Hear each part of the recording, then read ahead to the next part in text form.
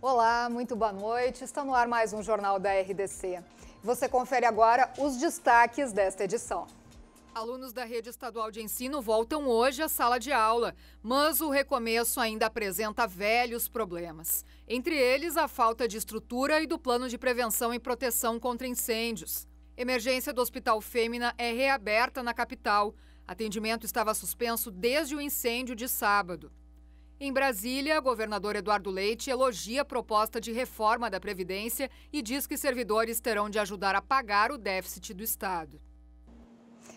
E mais, temos também a previsão do tempo, o esporte. Fique conosco, o Rio Grande se conecta aqui. –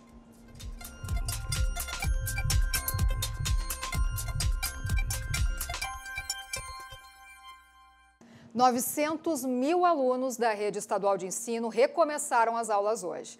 Mas entra ano, sai ano e alguns problemas continuam. Falta dinheiro para manter a infraestrutura das escolas. No Colégio Estadual Paula Soares, ainda há muitas marcas deixadas pelo vazamento de 2016. Boa parte das paredes estão descascadas. A fiação elétrica, estragada, teve que ser deixada de lado.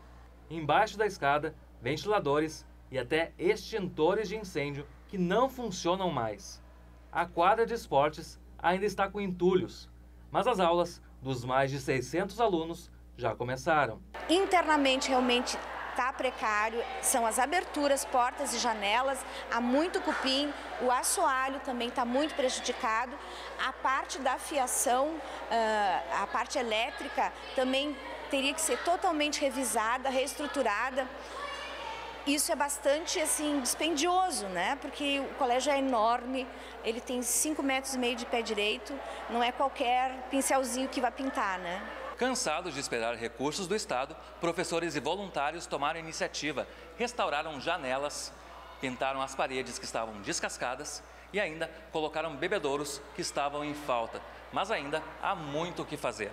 Tentamos fazer assim, alguns reparos, pintura dentro daquilo que a gente pôde com os nossos recursos, né? Tudo sendo doado, né? O Instituto de Educação Flores da Cunha, um dos mais tradicionais da região central de Porto Alegre, está em reforma desde 2016. Com isso, os anos tiveram que ser desmembrados para continuarem as aulas em outros locais. Na antiga escola Felipe de Oliveira se encontra a educação infantil, em partes na verdade, já que as turmas do nível 2 foram fechadas. Nós descobrimos que ia fechar no ano passado, né? E aí então a gente vem lutando, através do Conselho Tutelar, promotoria, a gente vem fazendo esse movimento, fizemos uma lista de famílias interessadas, conseguimos 24 alunos que não conseguiram vagas na rede municipal, que ou estão de suplente ou realmente não conseguiram nem de suplência. Então a demanda ela existe e a gente quer essas vagas, né? Gostaríamos que reabrissem. Os ensinos fundamental e médio, além do curso normal, estão alocados em outro prédio no bairro Rio Branco. Nós estamos nessa situação de trazer os maiores para cá há já 2 anos e meio, né? Coisa que deveria ser a reforma, devia levar um ano e meio, tá em 2 anos e meio, a gente não vê nem perspectiva de acabar isso. A mudança de bairro da escola afeta não só a rotina e o deslocamento, mas também preocupa os pais por conta da estrutura. A perda da identidade, perderam professores, a escola que eles estão hoje não tem pátio, então eles não têm educação física já há mais de 2 anos, tem que fazer sempre adaptações. Então não ficou confortável nem para os alunos, nem para os professores, que também teve professores que abandonaram, que saíram da escola e foram para outras que lhes atendiam melhor. Hoje o Instituto tem 1.400 alunos, número bem abaixo do que havia antes do prédio entrar em reforma. A previsão é que as obras sejam concluídas até o início do ano que vem. O engenheiro nos informou que a ideia é que eles vão conseguir cumprir o prazo de 18 meses para entregar o nosso prédio.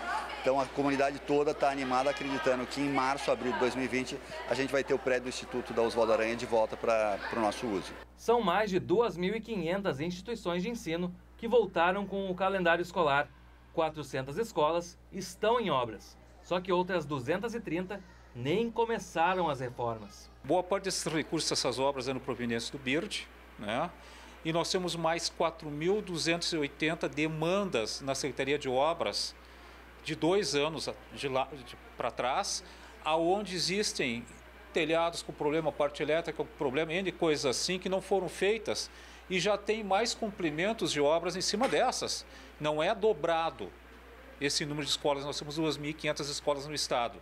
O governo anterior, independente de questões políticas partidárias, investiu com recursos do BIRD, mas é insuficiente frente ao atraso estrutural que o estado tem nas suas escolas de mais de 40 anos. A Secretaria de Educação pretende priorizar agora os planos de prevenção contra incêndios. 1.200 e alguma coisinha que estão com plano já. O trabalho arquitetônico, digamos assim, de levantamento. 830 foram encaminhadas para o Corpo de Bombeiros para aprovação. Tem mais 800 e algumas em projetos. Em licitação hoje o número é muito pequeno, né? Até porque os projetos não estão prontos. Porque chega a ser um absurdo, hoje a gente estava falando com os colegas de vocês, o Estado faz um projeto de reforma de uma escola e não inclui o PPCI. Aí quando a empresa termina a obra e perde o termo provisório de recebimento, os bombeiros não liberam porque não tem o PPCI. Pô, mas é o básico, tu tem que correr com as coisas paralelas, nem que tu entre no Corpo de Bombeiros com pedido de PPCI, né, e vai fazendo o projeto à parte, para não ter o interdito da escola com a obra pronta e não liberada, e os alunos não podendo usar. Então o Estado tem que se reorganizar nisso. Além da falta de estrutura para receber os alunos, a grande maioria das escolas não tem o Plano de Prevenção e Proteção contra Incêndios, o PPCI. O Instituto Federal do Rio Grande do Sul suspendeu o início das aulas por segurança. Só para se ter uma ideia, apenas 6 das 2.256 escolas estaduais gaúchas possuem o PPCI, que é o Plano de Prevenção e Proteção contra Incêndios. Espaços com grande circulação de público precisam ter um plano de ação em caso de fogo. No último sábado, o Hospital Fêmea de Porto Alegre teve um incêndio que atingiu a maternidade. Os atendimentos foram retomados nesta quarta-feira, só que a unidade não possui um PPCI.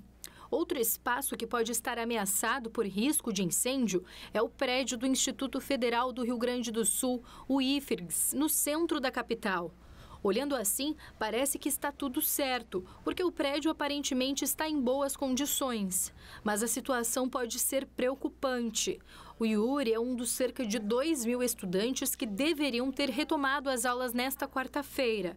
Mas como as condições da parte elétrica correm risco de pegar fogo, a diretoria decidiu suspender as aulas por tempo indeterminado. Além de começar as aulas de técnico de instrumentos musicais, Yuri também trabalha na unidade e teve o horário de expediente reduzido. Até porque a gente precisa conseguir regularizar isso quanto antes, né? Buscar essas soluções, são adequações que precisam ser feitas, a gente quer sempre garantir a maior segurança possível, né? Fica um clima de desconforto, de tensão, fica aquela, né, o momento nos desperta isso. É um clima, na verdade, de alerta que deve ser constante. A equipe técnica da instituição em Porto Alegre protocolou em 2017 o plano contra incêndios. Algumas medidas, como a instalação de extintores e outras adequações, foram feitas. Só que desde que os problemas elétricos surgiram, a equipe fez um relatório para alertar os riscos. Que ter 2.000 pessoas aqui, na verdade, faz com que toda a questão de infraestrutura, de evacuação, de alarmes e tal, tenha que funcionar de forma muito adequada e que nós temos que diminuir muito os riscos. Então, a gente suspendeu as aulas, na verdade, para prevenir. As aulas estão suspensas. A decisão da diretoria só será revertida após a vistoria dos bombeiros, que deve acontecer ainda nesta semana. Além das pequenas, tem ainda as grandes adequações, segundo o plano contra incêndios do local, que solicita a construção de uma escadaria em caso de incêndio na parte externa do prédio. A equipe estima um recurso de cerca de R$1 milhão para que o espaço fique 100% regularizado. O que nós precisamos, de fato, é que o MEC envie aproximadamente R$1 milhão para que todo o PPCI seja implementado, né? Os PPCIs, a gente sabe que têm que ser implementados até dezembro de 2019. Está na hora desse recurso chegar na instituição. A notificação sobre toda essa situação aqui da unidade foi protocolada nesta terça-feira pela reitoria e também pela direção aqui do prédio. A expectativa agora é por um retorno do MEC, que é o órgão federal responsável pelo encaminhamento de recursos. O edifício foi construído em 1950 e está localizado no Centro Histórico de Porto Alegre. São oferecidos cursos técnicos de ensino superior e pós-graduação, mas até uma resposta, as portas do espaço continuarão fechadas. Acho que o MEC muitas vezes precisa ser sensibilizado. Às vezes situações como essa sensibilizam o MEC. Nós avisamos, a reitoria avisou, o MEC está notificado. Eu não vejo como o MEC não vai responder. Eu confio que o MEC seja formado por pessoas responsáveis, que diante dessa situação, diante desse aviso mais claro, vão tomar as providências para que o recurso venha. E agora nós vamos à previsão do tempo, porque essa quinta-feira será mais um dia de calor, pouca nebulosidade no estado. O tempo deve ficar bom na maior parte das regiões. Vamos ver então como é que ficam as temperaturas em algumas cidades gaúchas.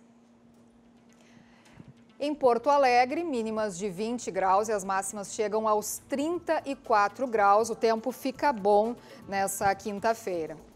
Em Caxias do Sul, mínimas de 19 graus e as máximas chegam aos 29 graus.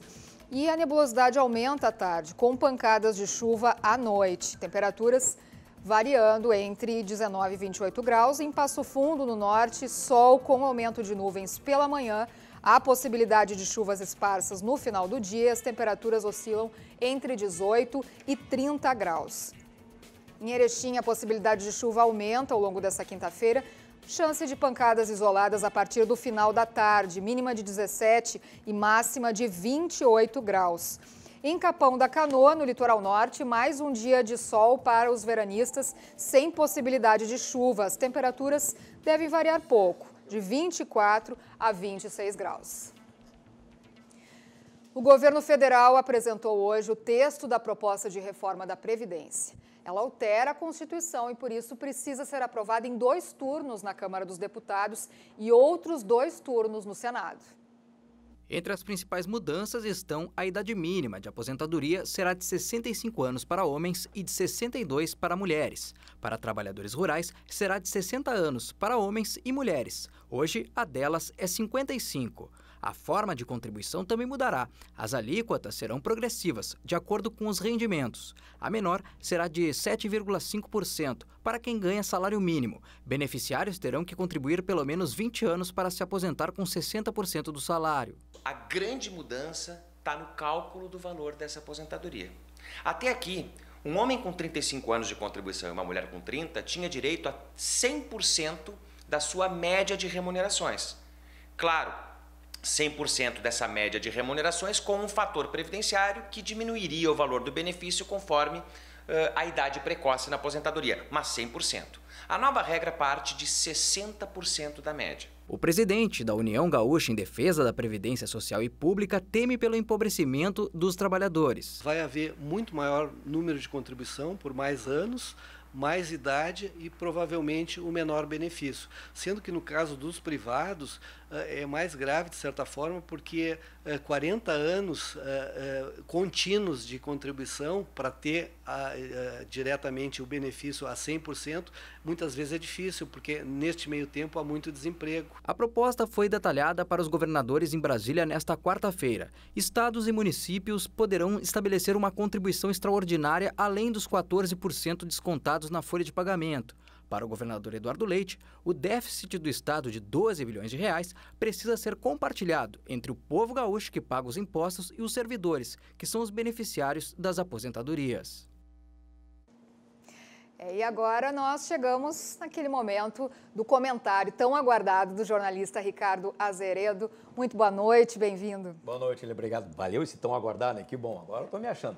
Bom, na verdade não tem outro assunto que a gente não deva tratar hoje, que é a questão da reforma da Previdência. Assunto número 1, um passo importantíssimo que foi dado, né? Depois de tanto tempo a gente esperar. Mas trazendo para a realidade aqui do Estado, o governador Eduardo Leite, que esteve lá acompanhando tudo, né? Que conversou, assistiu à apresentação detalhada do plano por parte da equipe que montou todo esse programa, ele obviamente concorda que isso é necessário, não poderia ser diferente. Agora, a coisa vai ser um pouco mais complicada no âmbito do Estado, porque o próprio pessoal que elaborou o plano deixou bem claro que os servidores públicos terão sim que dar uma contribuição mais forte pelo que eles entendem que sejam os privilégios dessa classe para poder equiparar com os demais, né?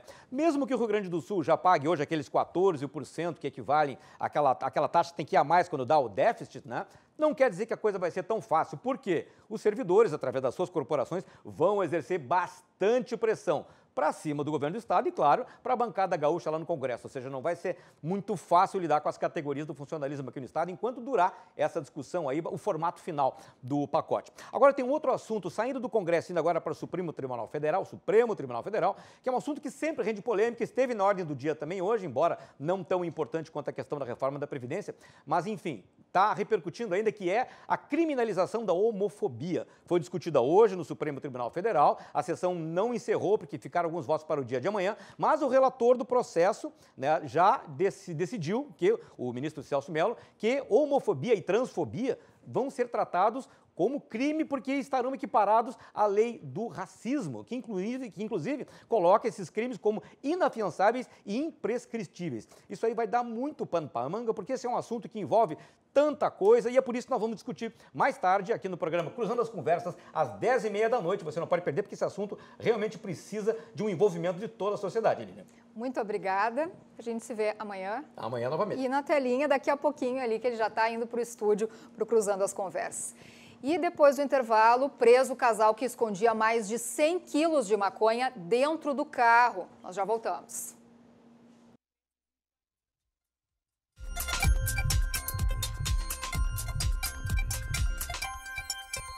Agentes da Polícia Rodoviária Federal prenderam um casal que escondia mais de 100 quilos de maconha dentro do carro. Foi em Montenegro. Um homem de 23 anos e a passageira de 19 anos foram presos em flagrante pela Polícia Rodoviária Federal na BR-386 em Montenegro, na região metropolitana. O veículo, que vinha do Paraná, foi abordado durante uma ação da PRF. O carro foi revistado e, para surpresa dos policiais, mais de 100 quilos de maconha foram encontrados na lataria e também dentro de uma caixa de som. Os 100 tabletes seriam entregues em Canoas. O casal não possuía nenhum antecedente criminal, mas agora deve responder por tráfico de drogas. Chegou a hora do futebol aqui no Jornal da RDC. No Internacional, o atacante Nico Lopes pegou 2 jogos de suspensão pela expulsão contra o Juventude pelo Campeonato Gaúcho. Hoje, técnico e jogadores acompanham a partida entre Tajeres, da Argentina, e o Palestino, do Chile, porque do duelo dos dois sai o primeiro adversário colorado na Libertadores da América. Antes ainda, o grupo foca no Gauchão. Todos os detalhes com o repórter Pedro Oliveira. O Internacional treinou na manhã desta quarta-feira no CT Parque Gigante diante de muito calor. O destaque ficou para os jogadores que estiveram no jogo treino de ontem contra o Sindicato dos Atletas, que estiveram apenas num trabalho de recuperação hoje, entre eles D'Alessandro, Rafael Sobis e Santiago Trellis. O Der Helman não deu nenhuma pista do time que enfrenta o Avenida no próximo domingo, às 5 horas da tarde, mas a tendência é que este time tenha força máxima. Quem conversou com a imprensa hoje foi o goleiro Marcelo Lomba, que falou sobre seu início de temporada neste gauchão de 2019. Graças a Deus, assim, desde que eu tô aqui no Inter, sempre, apesar de nos últimos anos não ser o titular, sempre pude jogar. 2017, 2018 sempre estive jogando, sempre pude estar ali estando em campo, né? Então esse ano estou feliz, estou me sentindo bem, acho que temos coisas para trabalhar ainda, treinando forte ali com o Pavan. E assim como toda a equipe, eu acredito que, né, as próximas semanas são fundamentais, né? Já começa a colocar um ar de decisão. O Grêmio tem a melhor defesa do Campeonato Gaúcho, com apenas 1 gol sofrido. Com a zaga sólida, a disputa para estar no time titular passa pelo meio-campo e pelo ataque. As informações do Tricolor com o repórter Guilherme Paz. Tudo bem, Lilian? Treino muito intenso aqui no CT Presidente Luiz Carvalho na manhã desta quarta-feira, no comando de Vitor Hugo e de Rogerinho, já que Renato e Alexandre Mendes estão no curso da CBF na Granja Comarim, na cidade de Teresópolis, e retornam apenas no domingo. O próximo jogo do Grêmio é na segunda-feira diante do Veranópolis, já com o comando de Renato. E é o último, antes da estreia da tão sonhada Libertadores da América, apenas no dia 6 de março. O Grêmio vai ficar 9 dias sem partidas oficiais. Nesse meio tempo, deve realizar jogos-treinos aqui no CT Presidente Luiz Carvalho. O atacante Diego Tardelli vem treinando em separado dos demais companheiros. Ele realizou na manhã de hoje atividades físicas com o preparador físico Gabriel. A condição de jogo deve ser apenas no dia 17 de março, data do Grenal. E na manhã de hoje, um dos reforços do Grêmio para essa temporada, Walter Montoya, falou pra gente como está sendo essa adaptação à cidade de Porto Alegre e ao Grêmio. Há uma semana por aí que estou já estável em um lugar, em uma casa, assim que... pero un mes estuve en el hotel, estoy en mi casa y el hotel no podía salir. Pero bueno, no, la verdad que Porto Alegre es muy lindo, también la vez que vinimos con Central, la verdad que vimos un poco y estaba buena la ciudad y ahora la verdad que, no, muy cómodo, la verdad que estoy muy contento. E agora é hora do comentário do João Batista Filho, bem-vindo. Tudo bem, Lilian? Grande abraço para todo mundo que está nos assistindo. E eu começo falando sobre o Avenida, que está vencendo incrivelmente, heroicamente, em plena Arena do Corinthians por 2-1 neste exato momento. Sim, o Avenida, que já fez história contra o Guarani, classificando-se à próxima fase da Copa do Brasil neste momento. E, aliás, com 10 minutos de partida já estava 2-0 para o Unida. Levou um gol já no finalzinho do primeiro tempo, um gol de uma jogada de bola parada, bola alta, enfim, a zaga deu uma falhada, mas a grande notícia é essa, neste momento, o Avenida vence por 2-1, está passando a próxima fase da Copa do Brasil. E só para a gente ter uma noção, isso representa mais R$1,5 milhão nos cofres do time aqui de Santa Cruz. Seria um negócio fantástico para o Avenida. Tá certo, muito boa noite, obrigada. Obrigado, Lilian. A gente vai agora para o rápido intervalo, mas antes o Ministério da Educação divulgou hoje o resultado da segunda chamada do programa Universidade para Todos, o ProUni, do primeiro semestre deste ano. Alunos pré-selecionados têm até o dia 27 de fevereiro para fazer a matrícula. A lista de segunda chamada pode ser acessada pelo site www.siteprouni.mec.gov.br. Interessados devem ficar atentos com a relação de documentos necessários, que pode mudar de acordo com a instituição de ensino. Estudantes que não forem selecionados nesta segunda chamada ainda têm a chance de integrar a lista de espera nos dias 7 e 8 de março. E o Jornal da RDC fica por aqui. Amanhã, 10 da noite, mais notícias, sempre também ao vivo pelo Facebook da RDC TV Digital, hein? Deixa lá o teu comentário. Agora você fica com o Cruzando as Conversas, com a apresentação do Ricardo Azeredo. Até lá!